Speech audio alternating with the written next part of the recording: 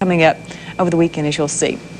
Ozone forecast for tomorrow is a code yellow, which is a limited health notice. Shouldn't cause too many problems. So let's dig right into that forecast. A few more clouds coming in, particularly west of the triangle. East will be a little bit clearer tonight. Fog will be developing, however, by tomorrow. It could be pretty dense. They may even actually issue a fog advisory again in the morning, so give yourself a little extra time to get to work.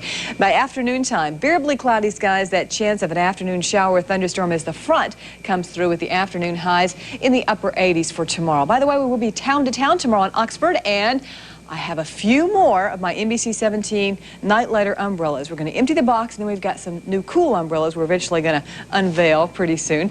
But tomorrow's going to be a great day. Join us downtown. Donna, Gregory, and I will be out there 4, 5, and 6 o'clock during our newscast. Here's the rest of the weekend's forecast. You can see things look great after the front passes by. On Friday, we'll be at a high of 80 degrees, 79 on Saturday, nice on Sunday. Really great weather this weekend. Yeah, but look at those overnight lows, 58, 59 degrees. Up go the windows. You better believe it. Pull out the sweaters and the blankets for the night. I have seen some of those cool new umbrellas, too. They're this big. They're like little spy umbrellas. Definitely worth coming out tomorrow. Maybe Lisa will show you the prototype. I don't know. I might bring one or two. Thanks, Lisa. Iowa Senator Tom Harkin thinks the sale of Duplin County-based Murphy Farms could end up costing us at the grocery store. Senator Harkin says the deal between Smithfield Foods and Murphy Farms will stunt competition, and he also claims that will hurt farmers as well as consumers. Smithfield Foods announcing last week it's buying Murphy Farms for $430 million to create the world's biggest hog producer. However, the purchase still has to be approved by federal regulators. Another big day for Durham-based Red Hat Inc., the software provider announcing several business arrangements with other computer companies today, and that news helped the stock close at a new high of $116 a share. But at one time today, the stock was selling as high as $135. One of the Fab Four's best-loved songs gets a stamp of approval from the U.S. Postal Service. Here it is, the Yellow Submarine stamp. It's part of a series honoring the 1960s. Expect to see it in post offices by next week. Pope John Paul joins the ranks of Madonna and Garth Brooks. His latest recording has gone double platinum. Don't you love it? The pontiff received that award today. An album of his sermons has sold more than 200,000 copies. Well, there's a trifecta. Garth Brooks, Madonna, the Holy Father. You got it. Doesn't get much better than that, does it? The Sammy Sosa home run watch continues. We'll show you how he fared tonight. Also, the Durham Bulls charge into the International League playoffs. Bobby has highlights from Game 1 coming up in sports. But next, a local band hopes it's their big break. They're writing the theme for a national charity event. That story when NBC17 News at 11 returns. On those scorching summer days, they were the hottest guests in town. Kevin, what do you think? Wow. Now, we're taking one last look at our sizzling summer moment on the next morning. Tomorrow at 3, only on NBC17. Tomorrow on Today, a one-on-one interview with presidential candidate Bill Bradley. Senator John McCain talks about his new book, Fate of My Fathers. Plus, in our guide to life after 50, knowing when to call a doctor. So join us tomorrow and see what a difference today makes. We featured them during the U.S. Open. Of course, we're talking about a local rock band that gained fame during the Open, now has another shot at stardom. The band is called Sketchbook, and it's been tapped to write the theme song for a major cancer fundraiser. The annual Relay for Life has raised millions of dollars for cancer research. Well, the band is hoping this latest song will be a pop hit. The song U.S. Open Blues received national attention during the Open in Pinehurst back in June.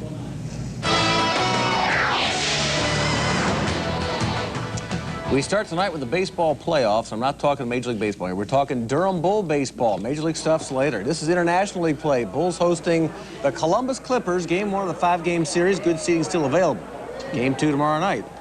Bulls run it up in the 3rd inning. Scott McLean doubles. That'll drive in 1 run. Here comes Chris Martin. He's safe. 3-1 Bulls. So Bulls are looking good up by 2. Then Durham gets another one, a deep shot center field. McLean's on base. He'll tag up and come in. And we're looking at 4-1 Bulls. Then Tom Wilson steps up to the plate. He cranks out a home run. 6-1 Bulls. The final, Durham wins 7-4.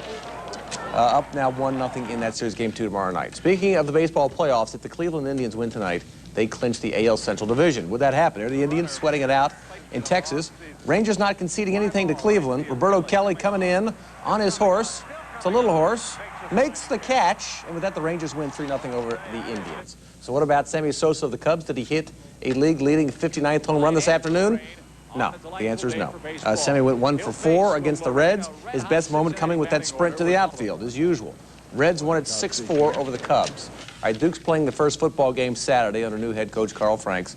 As for the Devils, they're going to come out throwing the ball against East Carolina, and the advertisement is that Duke's going to be fun to watch, win or lose. But you wonder what's going through head coach Carl Frank's mind as he nears his first game as an NCAA head coach.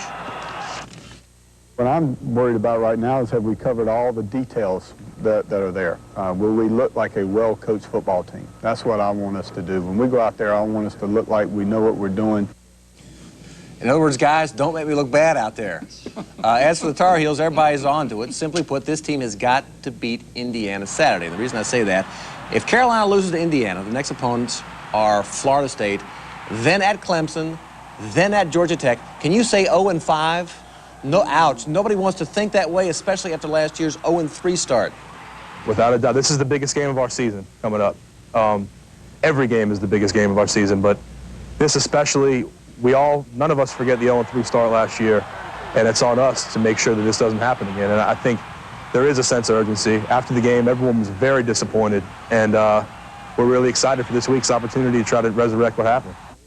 A must win, and it's going to be a tough game. It's day 3 of Hurricane training camp down in Fort Myers, Florida, and after the fellows got through throwing the Frisbee out on the beach this morning, they got on down to some business and held their first camp scrimmage. The white team beating the red team 2-1 in overtime, and the significance there is that the Canes got to work on the NHL's new overtime rule, which uses just 4 skaters aside. Kent Manderville, oh, by the way, scored the scrimmage winner. All right, finally, boxer Mike Tyson has an opponent for his first fight since getting out of jail again. Tyson's going to fight 33-year-old Orlin Norris, the younger brother of Terry Norris, October 23rd in Las Vegas. The fight's going to go 12 rounds, and it's Tyson's first fight since he knocked out Francois Botha right here, January 16th. Tyson was trailing in that fight until he knocked out Francois. So anyway, if you're not doing anything come October 23rd or whatnot, you know, you can watch pay-per-view. Watch Tyson take on some clown. Maybe changing the filters in the air conditioning that day. I got something else to do, I think, that day. Yeah. All right, Check the crowd for stars, right? Bobby, thanks very much. You know those tasty O's of oats taking on a whole new look for the year 2000. We're going to show you. And raise your glass and toast to this. One big bottle of bubbly for the new millennium. We'll have the story next on NBC17 News at 11. NBC17, the proud home of the Today Show.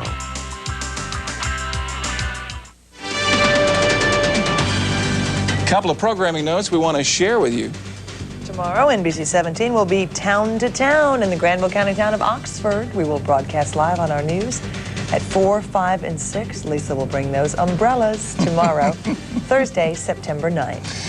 Also, we need you to donate your time during this year's NBC17 Volunteer North Carolina 99 Telethon. It's coming up this weekend right here on NBC17. You'll learn more about local organizations that need your help.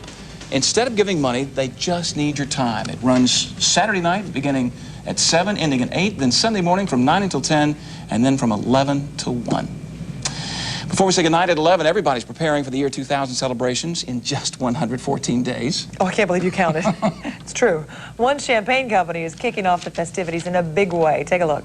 The world's largest bottle of bubbly is on display in Boston. It's 5 feet tall, weighing more than 370 pounds. Nice. Nearly 160 times the size of a regular champagne bottle. Corbel is taking this bottle on the road as part of the nationwide Millennium Practice Party Tour. They're practicing. It's just a test. I like that one. From champagne to breakfast cereal for the new millennium. Today in New York, Mr. New Year's Rockin' Eve himself, Dick Clark, introducing Millennios. Well, they're basically Cheerios with some 2s thrown in to mark the year 2000.